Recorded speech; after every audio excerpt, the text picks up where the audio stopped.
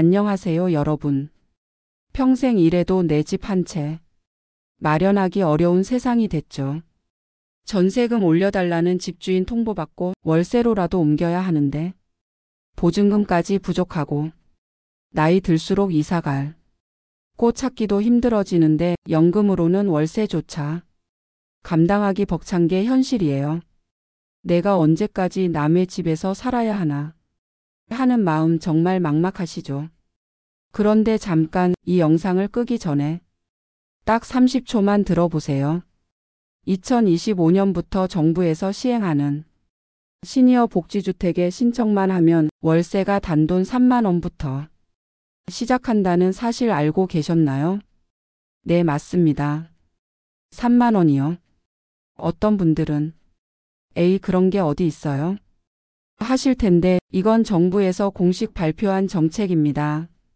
지금 월세 35만 원 내고 계신다면 한 달에 32만 원을 절약할 수 있어요. 1년이면 384만 원이나 되는 돈이죠. 그런데 여기서 함정이 하나 있어요. 이 혜택을 받으려면 신청 조건과 우선순위를 정확히 알아야 합니다. 특히 서울, 경기 같은 인기 지역은 경쟁이 치열해서 아무나 들어갈 수 없어요. 제대로 된 전략이 필요합니다. 실제로 작년에 복지주택 신청했다가 떨어지신 분들 중에 조건은 충족했지만 신청 방법을 잘못 알고 계셨던 경우가 정말 많았거든요. 오늘 이 영상에서는 신청 자격부터 시작해서 심사 기준, 우선순위 전략, 그리고 합격 확률을 확실히 높이는 꿀팁까지 모든 걸 완벽하게 정리해 드릴 거예요.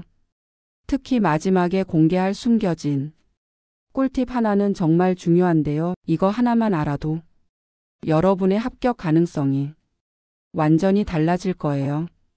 주변에서는 절대 알려주지 않는 정보니까 끝까지 꼭 봐주세요. 그리고 혹시 주변에 이런 정보 모르시는 분들 계시면 이 영상 꼭 공유해 주시고요. 정말 도움이 많이 될 거예요. 자, 그럼 지금 바로 시작해 볼까요? 구독, 좋아요, 알림 설정 부탁드려요. 영상 제작에 큰 힘이 됩니다. 2025년부터 정부에서 시니어 주거 정책을 완전히 바꿨어요. 왜냐하면 65세 이상 어르신들의 주거 문제가 정말 심각한 수준에 이르렀거든요. 통계청 자료를 보면 고령자 가구 중 40% 이상이 월세나 전세로 살고 계시는데 이분들 대부분이 소득 대비 주거비 비중이 30%를 넘어서고 있어요. 쉽게 말해서 연금의 3분의 1 이상을 집세로 내고 계신다는 뜻이죠. 그래서 정부에서 이대로는 안 되겠다 하고 2025년 7월부터 시니어 복지주택 보급을 대폭 확대하기로 한 거예요. 이전과는 완전히 차원이 다른 정책입니다. 가장 큰 변화가 뭐냐면 월세를 정말 파격적으로 낮췄어요. 최저 3만 원부터 시작해서 소득 수준에 따라 5만 원, 7만 원 이런 식으로 책정되는 거죠. 그리고 관리비도 일반 아파트의 절반 수준으로 낮춰주고 일부는 국가에서 지원해 줍니다. 여기서 중요한 포인트가 하나 더 있어요. 기존에 주거급여 받고 계시는 분들은 복지주택 들어가면 주거급여 못 받는 거 아니야? 걱정하시는데 그렇지 않아요. 2025년부터는 일정 조건 하에서 중복 수령이 가능해졌습니다. 이건 정말 큰 혜택이에요. 하지만 여기서 현실적인 문제가 하나 있어요. 워낙 좋은 조건이다 보니 신청자가 몰리고 있어요. 특히 서울, 경기, 부산 같은 인기 지역은 경쟁률이 정말 치열해요. 실제로 서울 강남권 같은 경우는 10대 1을 넘어가는 곳도 있거든요. 그래서 경쟁률 높으니까 포기해야겠다. 이렇게 생각하시면 안 돼요. 오히려 미리 준비하고 전략적으로 접근하면 충분히 가능해요. 실제로 작년에 신청하신 분들 중에서도 조건만 맞으면 생각보다 많은 분들이 합격하셨거든요. 그리고 이번 정책에서 또 하나 주목할 점은 기존 복지주택과 달리 시설이 정말 좋아졌다는 거예요. 노인정 의료시설, 생활 편의시설까지 한 번에 해결할 수 있도록 설계됐어요. 자, 그럼 이제 구체적으로 어떤 조건을 만족해야 신청할 수 있는지 차근차근 알아볼까요? 자, 이제 가장 중요한 부분이에요. 내가 과연 신청할 수 있을까? 이 부분을 확실히 해드릴게요. 첫 번째 조건 나이입니다. 만 65세 이상이거나 국민연금을 받고 계시는 분이면 됩니다. 여기서 포인트는 65세가 안 되셔도 조기 노령연금이나 장애연금 받고 계시면 신청 가능하다는 거예요. 이 부분 놓치시는 분들이 많아요. 두 번째가 소득 기준인데 이게 좀 복잡해요. 중위소득 45% 이하여야 하는데 2025년 기준으로 1인 가구는 월 소득 약 93만 원 이하, 2인 가구는 월 155만 원 이하입니다. 여기서 중요한 건 이 소득에는 국민연금, 기초연금, 근로소득 모두 포함된다는 거예요. 그런데 재산은 어떻게 계산하느냐? 부동산은 3.4%를 소득으로 환산하고 금융재산은 2천만 원 공제 후 5%를 소득으로 봐요. 예를 들어서 설명드릴게요.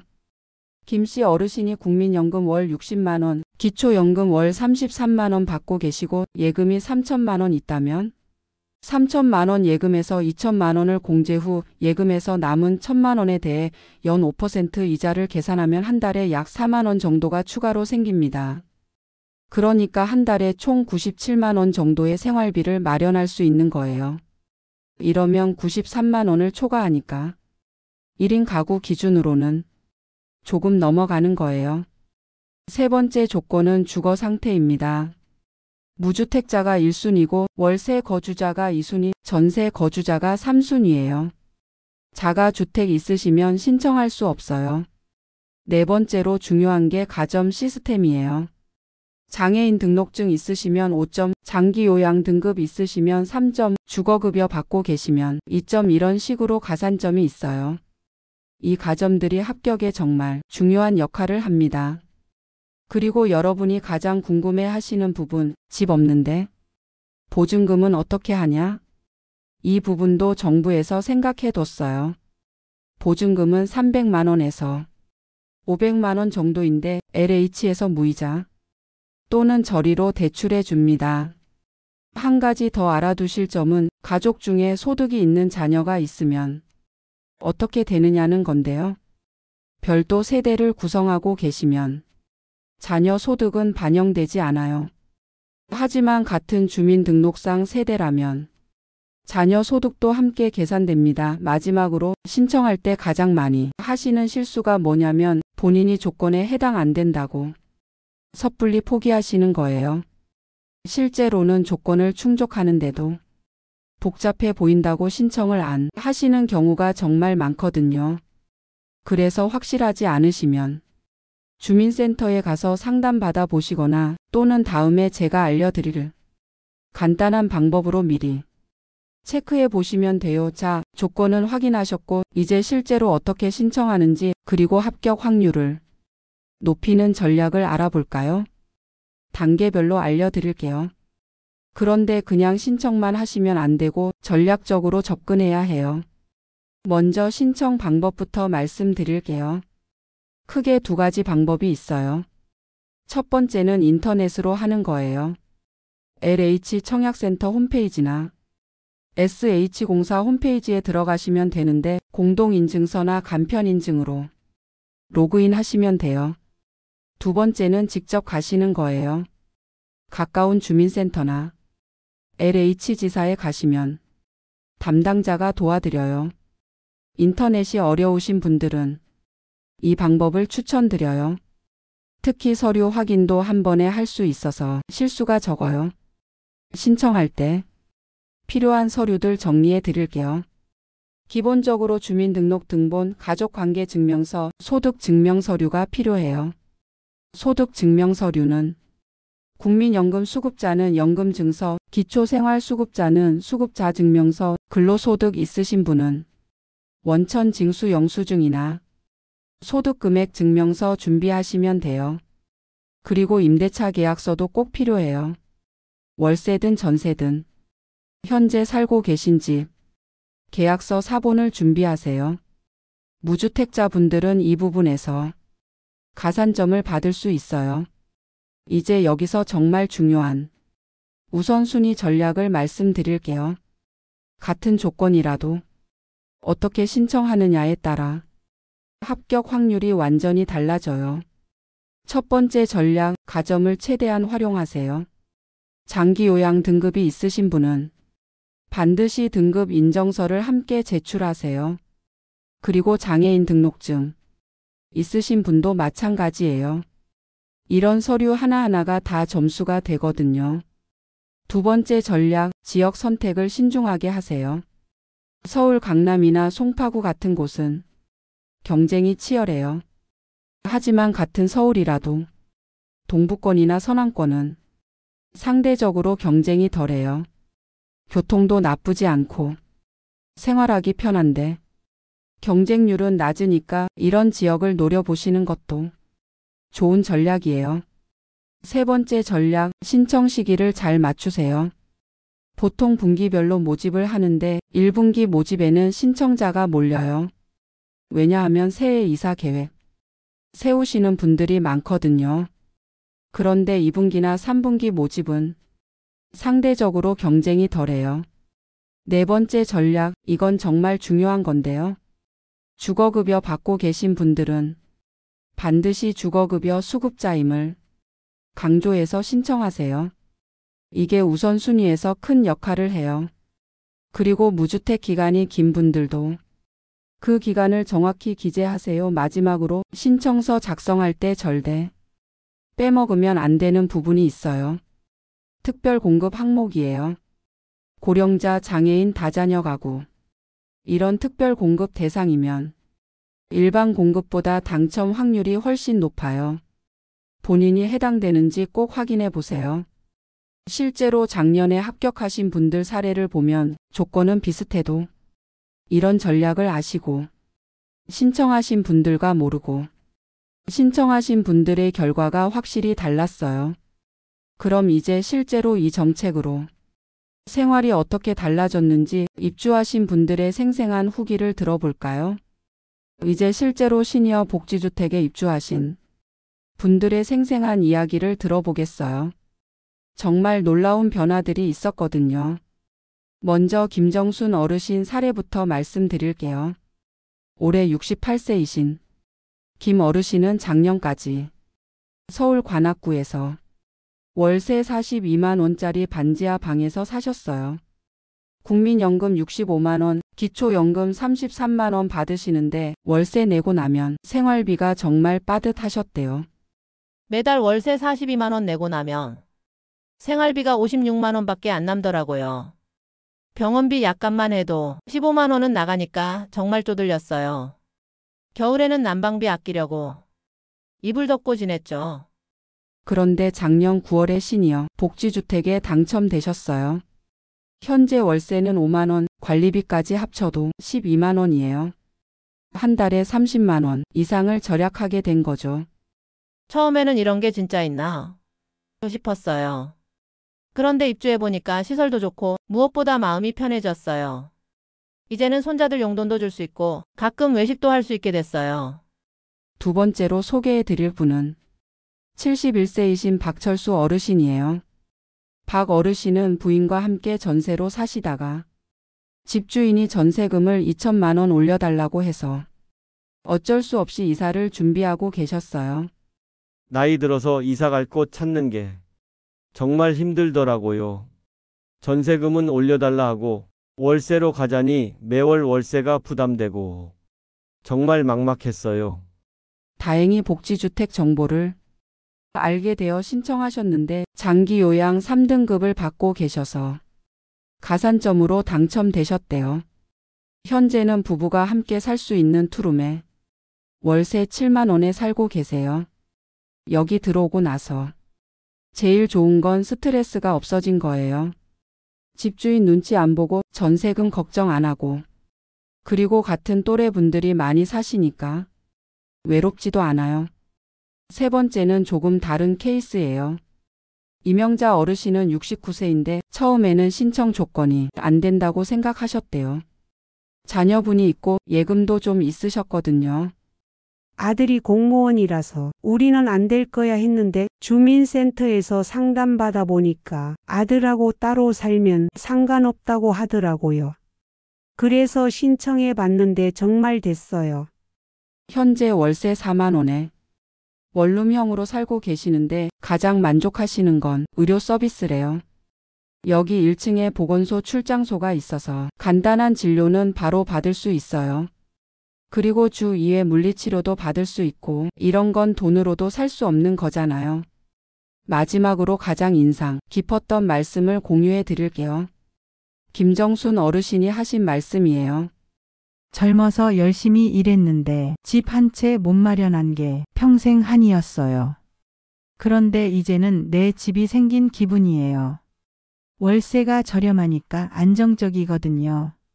정부에서 이런 정책 만들어줘서 정말 고마워요.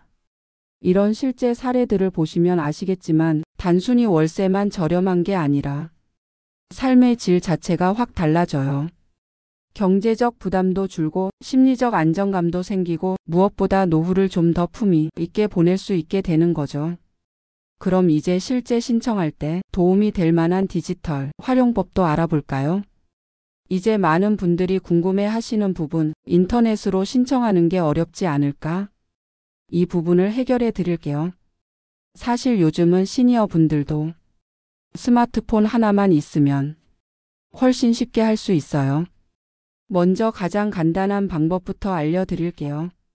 카카오톡 하시는 분들 많으시죠? 카카오톡에서 정부24를 검색해 보세요. 채널 추가하시면 복지 관련 신청을 한 번에 할 수 있어요. 여기서 꿀팁 하나 드릴게요. 신청할 때 국민비서 구비라는 서비스를 같이 설정해 두세요. 이게 뭐냐면 신청 결과나 중요한 안내사항을 자동으로 알림으로 보내줘요. 김민수님 시니어 복지주택 당첨되셨습니다. 이런 식으로요. 이거 설정 안 해두시면 결과를 놓칠 수도 있거든요. 그리고 요즘 정말 신기한 게 있어요. 바로 인공지능이에요. 챗GPT라고 들어보셨나요? 이거 활용하시면 정말 도움이 많이 돼요. 예를 들어서 챗GPT에게 이렇게 물어보세요. 65세, 국민연금 70만 원, 기초연금 받고 있고 현재 월세로 살고 있어요. 시니어 복지주택 신청할 수 있나요? 이렇게 본인 상황을 말하면 자격 여부를 바로 알려줘요. 또 이런 것도 물어볼 수 있어요. 시니어 복지주택 신청 서류 뭐가 필요해요? 신청 시기는 언제예요? 이런 기본적인 정보들을 24시간 언제든지 물어볼 수 있어요. 주민센터 문 닫은 밤에도 주말에도 궁금한 거 바로바로 확인할 수 있죠. 여기서 또 하나 팁을 드리면 네이버에서 시니어 복지주택 후기라고 검색해 보세요. 실제 입주하신 분들이 올린 후기들을 볼 수 있어요. 어떤 지역이 좋은지, 어떤 서류 준비할 때 주의할 점이 있는지 이런 생생한 정보들을 얻을 수 있거든요. 그리고 유튜브에서도 복지주택 신청 방법이라고 검색하시면 단계별 설명 영상들이 많이 있어요. 저처럼 자세히 설명해 드리는 채널들 구독해 두시면 최신 정보를 계속 받아보실 수 있고요. 스마트폰 사용이 아직 어려우신 분들은 이런 방법도 있어요. 자녀분들이나 손자, 손녀분들한테 도움을 요청해 보세요. 할머니, 이거 한번 도와줄래? 하시면 기꺼이 도와드릴 거예요. 오히려 가족 간 대화도 늘어나고 좋아요. 또 하나 중요한 팁은 즐겨찾기 활용하는 거예요. LH 청약센터 홈페이지 정부24 이런 자주 사용할 사이트들을 즐겨찾기에 저장해 두세요. 그러면 매번 검색할 필요 없이 바로바로 들어갈 수 있어요. 마지막으로 이건 정말 중요한 건데요. 개인정보 보호에 주의하세요. 복지주택 관련해서 대행 신청해 드립니다. 수수료만 내시면 됩니다. 이런 업체들이 있는데 절대 이용하지 마세요. 정부 지원 사업은 모두 무료예요. 수수료 받는다고 하면 사기일 가능성이 높으니까 조심하세요. 그리고 신청할 때 인증서 오류 나시는 분들 많은데 이럴 때는 가까운 은행에 가서 도움 받으시면 돼요. 은행 직원들이 친절하게 도와드릴 거예요. 자, 이제 디지털 활용법까지 알아봤으니까 마지막으로 가장 중요한 핵심 포인트들을 정리해 드릴게요. 자, 지금까지 시니어 복지주택에 대한 모든 것을 알아봤어요. 정말 중요한 내용들이었는데 혹시 놓친 부분 있으시면 영상 다시 돌려서 보세요.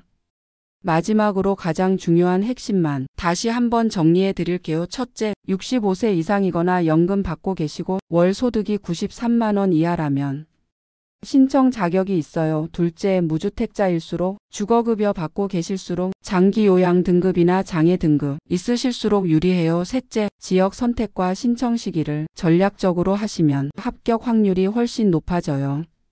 그리고 제가 마지막에 공개한다고 했던 그 꿀팁 기억하세요? 바로 이거예요. 신청할 때 특별 공급을 꼭 체크하시고 가점이 될 수 있는 모든 서류를 다 준비해서 제출하세요. 이것만 해도 다른 분들보다 확실히 앞설 수 있어요. 혹시 나는 나이가 많아서 이런 거 어려울 것 같아 이렇게 생각하시는 분 계시나요? 전혀 그렇지 않아요. 오늘 소개해드린 김정순 어르신, 박철수 어르신도 처음엔 똑같이 걱정하셨거든요. 그런데 막상 해보니까 생각보다 어렵지 않으셨다고 하더라고요. 정말 중요한 건 시작하는 거예요. 이 영상 보시고 좋은 정보네 하고 끝나시면 안 돼요. 내일 당장 주민센터에 전화해서 상담 예약 잡으시거나 아니면 온라인으로 자격 요건부터 확인해 보세요. 그리고 이 정보 혼자만 알고 계시지 마시고 꼭 공유해 주세요. 주변의 월세 때문에 고생하시는 분들, 주거 문제로 걱정이 많으신 분들께 이 영상 꼭 보여주세요. 정말 도움이 많이 될 거예요. 혹시 가족 중에 조건에 맞는 분 계시면 자녀분들이 나서서 도와드리는 것도 좋은 방법이에요. 부모님 노후가 편안해지면 자녀분들 마음도 한결 가벼워지잖아요. 구독과 좋아요 버튼도 꼭 눌러주세요. 앞으로도 시니어 분들에게 도움이 되는 정보들, 연금 소식, 복지 정책 업데이트 이런 내용들을 계속 올릴 예정이에요. 특히 정부 정책은 수시로 바뀌니까 최신 정보를 놓치지 않으시려면 구독이 필수예요.